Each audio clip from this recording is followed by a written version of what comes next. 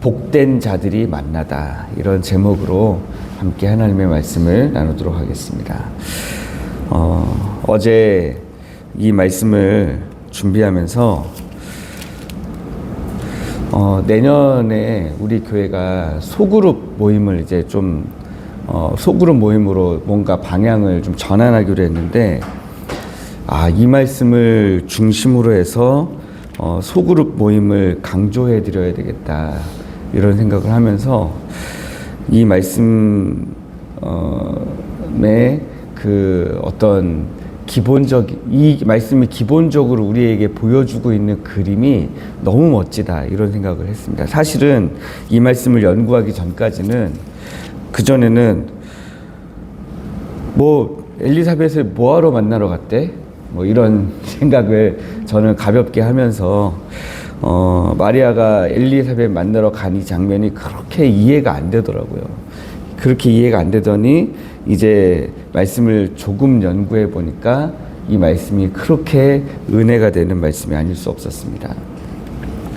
어제 우리는 마리아가 하나님의 설복하심에 의해서 하나님의 그 예언과 하나님의 선포와 하나님의 뜻을 이해하고 자발적으로 어떻게 순종의 길로 나아갔는가 하는 것을 우리가 살펴봤습니다. 그래서 결국에는 마리아가 주의 여종이오니 말씀대로 내게 이루어지이다, 이렇게 고백하니까 그때서야 천사가 떠났다라고 하는 그 장면이 주는 말씀의 의미들을 우리가 살펴봤습니다.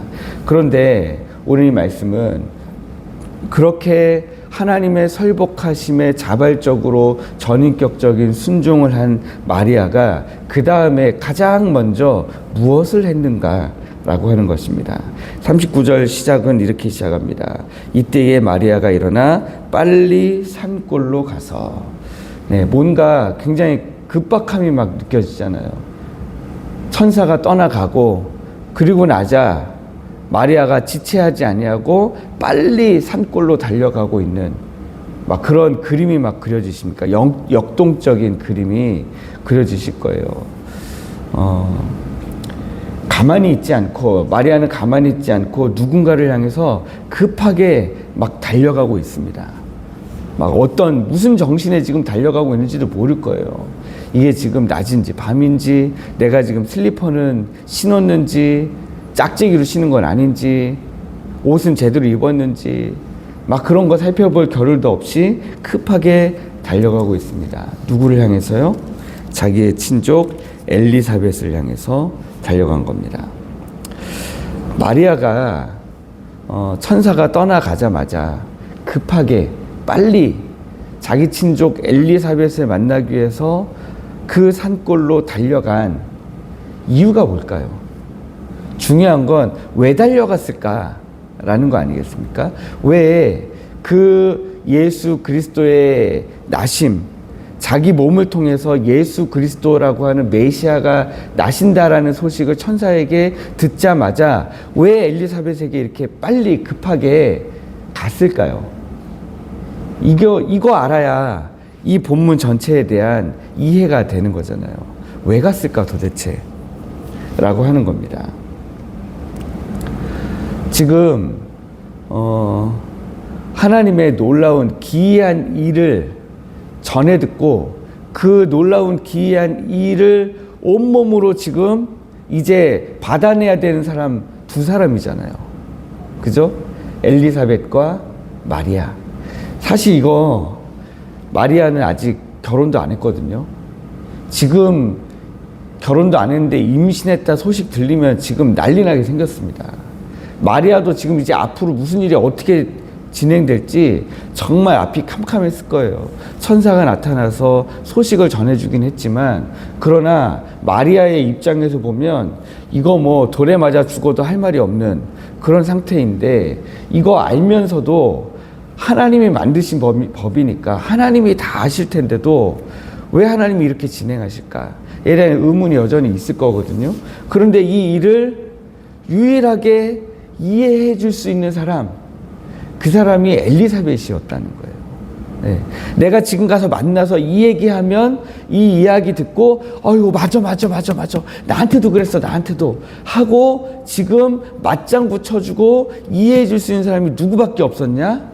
엘리사벳밖에 없었다라고 하는 것입니다.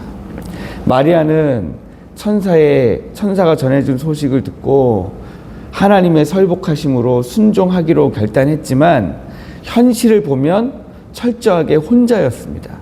그런데 철저하게 혼자인 것 같은데 사실 천사가 전해준 소식을 가만히 되짚어 보니까 혼자가 아니라는 거예요. 저는 예전에 그 무한도전이라는 프로그램을 정말 너무너무 좋아했어요. 예.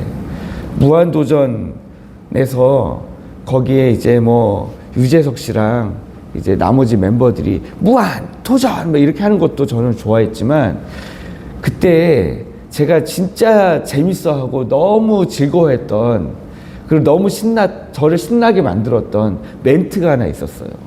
그 멘트가 뭐냐면요. 그 예전에 무한도전은 그 무한도전 개그를 하는 그 사람들이 한 사람씩 나와서 막 도전을 하는 거예요. 막 황소랑 막 씨름을 하고 막 초창기에는 그걸 했거든요. 그 어느 역에서 어느 역까지인지 모르겠는데 지하철이 딱 멈췄다가 지하철이 출발할 때 지하철하고 100m 달리기를 하는 거예요. 그런데 한 멤버가 먼저 딱 도전을 해가지고 막 뛰었는데 지하철 어떻게 이깁니까? 지잖아요? 그럼 유재석 씨가 나와가지고 시청자 여러분 지금 뭐 이 땡땡땡이 실패했습니다. 그러나 땡땡땡은 우리의 에이스가 아니었습니다. 이러면 이제 그 다음 사람이 또 있다는 거잖아요. 저 그게 너무 좋더라고요. 아직 또 있어. 그럼 이제 또 그 다음 사람이 나와서 또 또 지잖아요. 그러면 또 유재석 씨가 나와서 누구는 우리의 에이스가 아직 아니었습니다 하면 또 그 다음에 또 누가 나와서 또 뛰고 저는 그게 정말 그 당시에 왜 그렇게 좋았는지 모르겠어요. 예. 그래서 그 멘트가 거의 한 20년 됐을걸요. 근데 아직까지도 제 마음속에 그 멘트가 여전히 남아 있습니다. 그러니까 지금 마리아가 들은 것은 이거죠. 너는 혼자가 아니야 하는 그 말을 듣고 마리아의 가슴이 뛴 거죠. 그러니까 지금 천사가 떠나가자마자 급하게 일어나가지고 그냥 옷 챙겨 입는 둥 마는 둥 해가지고 지금 그 산골에 있는 엘리사벳을 향해서 마구 달려가는 그 마리아의 모습이 머릿속에 그려지더라는 거예요. 마리아가 뛰어가면서 표정은 어땠을까요? 빨리 가서 마리아에게 말하고 싶어가지고 엘리사벳에게 말하고 싶어가지고 막 얼굴에 막 어떨 때는 막 뛰면서 막 미소가 샤르륵 번지면서 막 그렇게 뛰어가지 않았을까요? 뛰어가는데 막 누가 막 인사하고 막 그러면은 왜 이렇게 뛰어가냐고 하면은 저 일이 있었어요 하면서 막 주변 거 아무것도 돌아보지 않고 나는 엘리사벳만 만나야 돼 라고 하는 생각으로 막 뛰어가고 있는 그런 마리아의 모습이 저는 막 떠오르더라고요. 우리도 신앙생활을 하다 보면 이런 외로움을 느끼죠. 남들은 모르는 복음의 비밀을 나만 간직하고 있는 것 같고. 그렇잖아요. 우리 백 원사님 아들이 이 신앙의 이 복음의 비밀 같이 알았으면 좋겠는데 권사님은 알고 아들은 모르고 이런 게 막 답답하잖아요. 우리 이금남 권사님도 마찬가지잖아요. 남편이 좀 같이 나왔으면 좋겠는데 남편이 이걸 모르고 또 아들이 또 교회 안 다니는 것 같고 또 그렇게 얘기하다 보니까 우리 김정숙 권사님도 또 몰려 앉아 계시네요. 네. 네. 그런데, 그런데 이제 그렇게 남들이 알아주지 않는 복음의 비밀을 간직한 사람들이 어디에 가서 위로를 받을 수 있느냐라는 거예요. 그런 복음의 비밀을 간직하고 있는 사람들끼리 모였을 때에 거기에 성령의 은혜가 임한다라고 하는 거예요. 그래서 마리아가 엘리사벳의 집에 들어서서 문안하는 순간에 놀라운 일이 벌어집니다. 여기 40절부터 읽어보면 사가랴의 집에 들어가 엘리사벳에게 문안하니 41절. 엘리사벳이 마리아가 무난함을 들을 때, 여기 들음에는 들을 때죠. 그때 어떤 일이 일어납니까? 엘리사벳의 복중에 있는 아이가 막 뛰어노는 거예요. 그리고 엘리사벳은 성령의 충만함을 받는 거예요. 이런 놀라운 일들이 일어납니다. 그러면서 마리아가 설명하기도 전에 그 뱃속의 아이가 주님이심을 단번에 알아보게 되는 것입니다. 구구절절 설명하지 않아도 영이 통하고 서로의 아픔과 기쁨을 깊이 이해하는 거룩한 만남이 이루어진 거죠.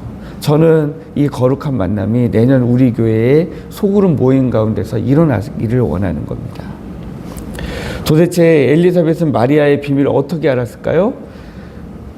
거기 41절에 나와 있는 대로 엘리사벳이 성령의 충만함을 받았기 때문입니다.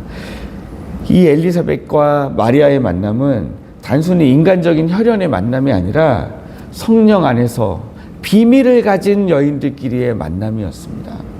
성령님은 마리아에게 역사하신 영이셨기 때문에 엘리사벳에게도 동일한 감동을 주어서 서로를 알아보게 했다는 거예요. 우리가 교회에서 만나는 만남도 똑같다는 것입니다. 하나님이 우리에게 동일한 구원의 비밀, 복음의 비밀을 주셨고요. 동일한 사명을 주셨습니다. 하나님 우리에게 동일한 성령의 은혜를 베풀어 주셨습니다. 그렇기 때문에 우리가 성령 안에서 교제할 때 똑같은 동일한 은혜를 누릴 수 있다라고 하는 것입니다. 그래서 하나님은 믿음의 길을 가는 하나님의 백성들이 외롭지 않도록 반드시 성령 안에서 서로 통하는 그런 만남을 허락하신다는 것입니다. 이 만남이 얼마나 거룩한 사건인지 성경에 동일한 그림이 그려져 있어요. 예표적인 그림이 그려져 있는데 저도 이거 살펴보면서 정말 깜짝 놀랐습니다. 44절 보면 엘리사벳의 뱃속에 아이가 세례 요한이죠. 기쁨으로 뛰어놀았다. 그렇게 표현하고 있잖아요. 이 장면이 어디에 나오냐면 구약 성경 사무엘하 6장에 보면 다윗이 하나님의 언약궤가 들어올 때 막 기뻐서 춤을 추잖아요. 똑같은 장면이거든요. 지금 마리아가 이제 엘리사벳의 집에 뛰어 들어와서 문안할 때에 이 마리아는요, 예수 그리스도라고 하는 그 하나님의 언약을 상징하는 언약을 담은 언약궤로서 지금 마리아가 뛰어 들어온 거예요. 그걸 보고 세례 요한이 마치 다윗처럼 지금 기뻐 춤추며 뛰어노는 거죠. 성도의 교제는 단순한 수다가 아니라 서로 안에 있는 예수 그리스도를 보고 기뻐하는 거룩한 예배와 같다라고 하는 것입니다. 이 감격적인 만남 속에서 엘리사벳은 마리아에게 최고의 축복을 선언합니다. 45절에 주께서 하신 말씀이 반드시 이루어지리라고 믿은 그 여자, 마리아잖아요. 마리아에게 복이 있도다. 네. 우리가 성도 간에 이루어져야 되는 축복의 선언이 바로 이런 것이죠. 당신이 하나님이 하신 말씀을 그대로 믿는 그 믿음을 가진 당신 정말 복된 사람입니다. 다른 것 다 아니더라도 하나님의 말씀을 있는 그대로 믿고 순종하고 붙들고 기도하는 당신이 진짜 복된 사람입니다. 그게 우리가 서로에게 하는 축복이라는 것입니다. 엘리사벳은 그 마리아의 믿음이 복되다 확증해 주었습니다. 사랑하는 성도 여러분, 하나님은 우리를 결코 홀로 두지 않으십니다. 마리아에게 엘리사벳이 있었듯이 여러분 곁에도 기도할 믿음의 동역자들을 붙여주셨습니다. 그래서 저는 오늘 이 새벽에 우리가 서로에게 엘리사벳이 되어주기를 원합니다. 서로의 내면 속에 있는 예수님을 보면서 기뻐하고 당신의 기도는 반드시 이루어질 것입니다. 우리가 서로를 축복하고 그렇게 우리가 복된 만남을 갖는 주인공들이 되기를 원합니다. 우리가 서로에게 엘리사벳이 되어주고 마리아가 되어주고 서로를 축복하는 우리 포항택전교회. 아, 그런 교회 되면 너무 멋있을 것 같잖아요. 너무 아름다울 것 같잖아요. 그런 교회 되기를 주님의 이름으로 축복합니다.